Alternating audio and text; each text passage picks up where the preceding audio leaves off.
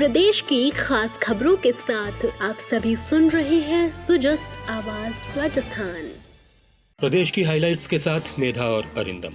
जिले बनने के मायने क्या होते हैं? जिले बनने के मायने हैं और वहाँ पर और उप तहसील बनेगी, तहसील बनेगी, एसडी ऑफिसर बनेंगे, कलेक्टर बैठेंगे, एडीएम बैठेंगे, एसपी, एडिशनल एसपी, सीओ बनेंगे। तो प्रशासनिक दृष्टिकोण से बहुत बड़ा निर्णय है ये 19 जिले बनाने का। आने वाले वक्त में महसूस होगा गुड गवर्नेंस के लिए, सुशासन के लिए ये फैसला राजस्थान के विकास में मील का पत्थर साबित होगा, ये मैं दावे के साथ कह सकता हूँ। यह है मुख्यमंत्री अशोक गहलोत, जो सहज, सरल, सुलभ और पारदर्शी व्यवस्था के लिए नए जिले और संभाग बनाने की संभावनाओं को अमली जामा पहनाने में जुटे हैं। इसका जिक्र इसलिए क्योंकि उन्होंने कल शाम अपने आवास पर मंत्रिमंडल की बैठक में कई मुद्दों पर चर्चा की, जिनमें नए जिलों के गठन का मुद्दा भी था। बैठक में नए जिलों के गठन के लिए बनाई गई रामलुभाया कमेटी की रिपोर्ट पर चर्चा पूरी हो गई। ये भी निर्णय किया गया कि संविधान के उद्देश्य और मौलिक कर्तव्यों की जानकारी नई पीढ़ी को स्कूल से ही दी जाए। राज्य के अभ्यर्थियों को सरकारी सेवा में ज्यादा अवसर मिले तो वेतन वृद्धि का मौका भी साल में 2 बार मिले। संस्कृत विद्यालयों में भी कंप्यूटर शिक्षा की व्यवस्था हो। बैठक के बाद खाद्य मंत्री प्रताप सिंह खाचरियावास ने मीडिया को बताया, हमारी जो जितनी भी स्कीम है स्पेशल है, आज हमने जो बड़े बड़े फैसले लिए उसमें हमने बड़ा डिसीजन लिया, जिलों को लेकर भी अंतिम रूप दे दिया गया है। अब जिलों में सबकी भावनाओं का, जनता की भावनाओं का सम्मान रखने की बात मुख्यमंत्री अशोक गहलोत ने पहले भी कही थी, पूरी सरकार ने कही थी। और सरकार में जो बड़ा 19 जिलों का फैसला लिया गया, उस जिले सिर्फ इसलिए बनाए गए जिससे पब्लिक को रिलीफ मिले, पब्लिक को दूर नहीं जाना पड़े जिलों को लेकर, इसलिए उन जिलों का फैसला लिया गया था। जिलों को अंतिम रूप दे दिया गया। अब राजस्थान के एजुकेशन में, राजस्थान के स्कूलों में संविधान का प्रेम्बल और फंडामेंटल राइट्स को लेकर उसमें किताबों में उल्लेखित किया जाएगा। सभी विद्यालयों में प्रारंभ होगा संविधान के उद्देश्य का, मौलिक कर्तव्यों का पाठन। महिला बाल विकास मंत्री ममता भूपेश ने कहा, राज्य के पदोन्नति व एसीपी पर समान सेल होने पर आगामी सेल में नियम का होगा वेतन। राजस्थान सिविल सेवा नियम 2017 में संशोधन के प्रस्ताव को मंजूरी दी गई है। इससे कार्मिक की पदोन्नति या एसीपी की पदोन्नति पद के पे लेवल में समान सेल होने पर आगामी सेल में वेतन नियत हो सकेगा। इससे कार्मिक के वेतन में वृद्धि हो सकेगी। राज्य के अभ्यर्थियों को सरकारी सेवा में मिल सकेंगे अधिक अवसर। मंत्रिमंडल ने 3 सेवा नियमों में संशोधन के प्रस्ताव को मंजूरी प्रदान की है। इससे शासन सचिवालय, अधीनस्थ कार्यालयों एवं राजस्थान लोक सेवा आयोग के संबंधित मंत्रालय सेवा नियमों के शीघ्र लिपिक निजी सहायक ग्रेड 2 के पाठ्यक्रम में राजस्थान के सामान्य ज्ञान को वेटेज देने का प्रावधान किया गया है। अब बात मुख्यमंत्री स्तर पर जारी कुछ स्वीकृतियों की।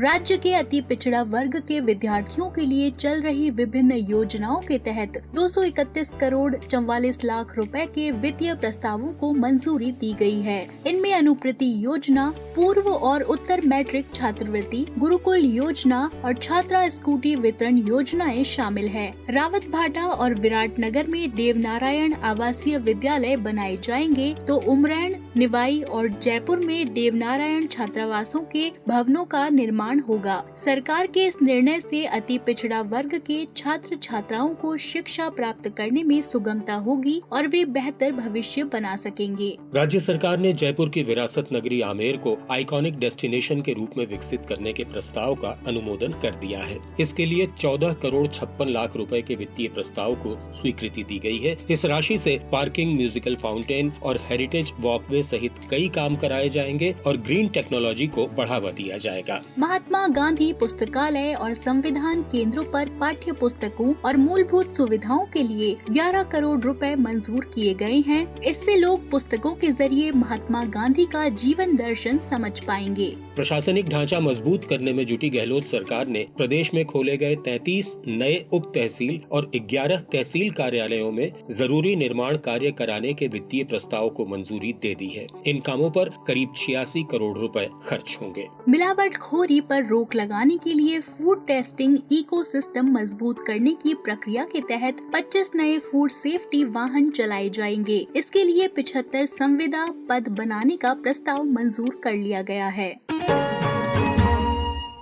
मुख्य सचिव उषा शर्मा ने आज सचिवालय में पालनहार लाभार्थी उत्सव की तैयारियों की समीक्षा की। ये उत्सव जयपुर में 3 जुलाई को मनाया जाएगा। उन्होंने कहा कि सभी अधिकारी आपसी समन्वय से इस लाभार्थी उत्सव को सफल बनाकर सभी पात्र बालक बालिकाओं को पालनहार योजना का लाभ दिलाना सुनिश्चित करें। आपको ये भी बता दें कि राज्य सरकार ने पात्र 6 साल आयु वर्ग के बच्चों के लिए सहायता राशि 500 से बढ़ाकर 750 और 6 से 18 साल आयु वर्ग के लिए 1000 से बढ़ाकर 1500 रुपए प्रति माह कर दी है। सहकारिता हर वर्ग के सामाजिक स्वावलंबन और आर्थिक उन्नयन का आधार है। अंतर्राष्ट्रीय सहकारिता दिवस पर सहकारिता रजिस्ट्रार मेघराज सिंह रत्नू ने कहा कि आज दुनिया भर में करीब 1 अरब लोग सहकारिता से जुड़े हैं। सहकारिता की इस व्यापक पहुंच को उसकी शक्ति बनाकर विश्व की संरचनात्मक व्यवस्था एक बार फिर दुरुस्त करने की जरूरत है। राजस्थान की युवा प्रतिभाओं को निखारने और प्रदेश की कला और संस्कृति के संवर्धन और संरक्षण के लिए राजस्थान युवा महोत्सव मनाया जाएगा। ये 3 स्तर पर होगा। ब्लॉक स्तरीय महोत्सव 5 से 25 जुलाई तक,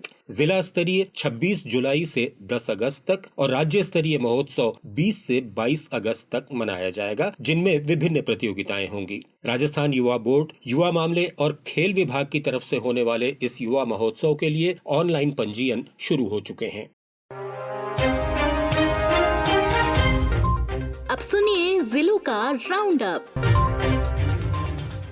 अलवर जिले में मालाखेड़ा की व्यवस्था अब नगर पालिका के हाथों में होगी। सामाजिक न्याय और अधिकारिता मंत्री टीकाराम जूली ने नगर पालिका का शुभारंभ किया। उन्होंने कहा कि गहलोत सरकार ने बड़ी संख्या में नगर पालिकाएं बनाई हैं, जिनसे विकास के नए आयाम स्थापित होंगे। मालाखेड़ा और आसपास के इलाकों में लोगों की मूलभूत सुविधाओं में बढ़ोतरी होगी। ये विशेष सौगात है, जिससे सबके काम स्थानीय स्तर पर ही हो सकेंगे। इस मौके पर उन्होंने मालाखेड़ा में विभिन्न स्थानों पर लगाए गए CCTV कैमरा नेटवर्क का भी जायजा लिया।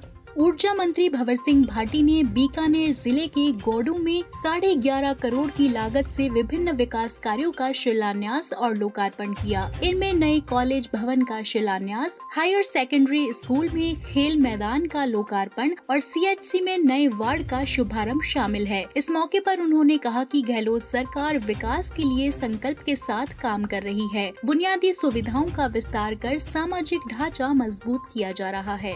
आज डॉक्टर्स डे है। इस मौके पर प्रदेश भर में कई कार्यक्रम हुए। टोंक जिले में PHC और CHC सहित सभी चिकित्सा केंद्रों पर विचार गोष्ठियां हुई। देवली PHC में पौधरोपण किया गया। उधर झालावाड़ में मतदाता जागरूकता साइकिल रैली निकाली गई, जिसके समापन पर CMHO ने सभी साइकिल सवारों को वोट करने की शपथ दिलाई। उदयपुर के बाल चिकित्सालय सभागार में जिला स्वास्थ्य समिति की बैठक हुई। इसमें संयुक्त चिकित्सा निदेशक ने सभी संबंधित योजनाओं के प्रभावी क्रियान्वयन की बात कही। CMHO ने नीम हकीमों पर लगाम लगाने, संस्थाओं के प्रमाणीकरण और जनसंख्या दिवस पर खंड स्तर पर कार्यक्रम करने के निर्देश दिए। तय किया गया कि आशा, CHO और ANM घर घर जाकर लोगों को चिरंजीवी योजना से जोड़ेंगे। उधर मौसमी बीमारियों की रोकथाम के लिए चिकित्सा विभाग ने सवाई माधोपुर जिले में आज से विशेष अभियान चलाया है। मुख्य चिकित्सा और स्वास्थ्य अधिकारी ने बताया कि हमारा स्वास्थ्य हमारी जिम्मेदारी अभियान 1 महीने तक चलेगा और एंटी डेंगू माह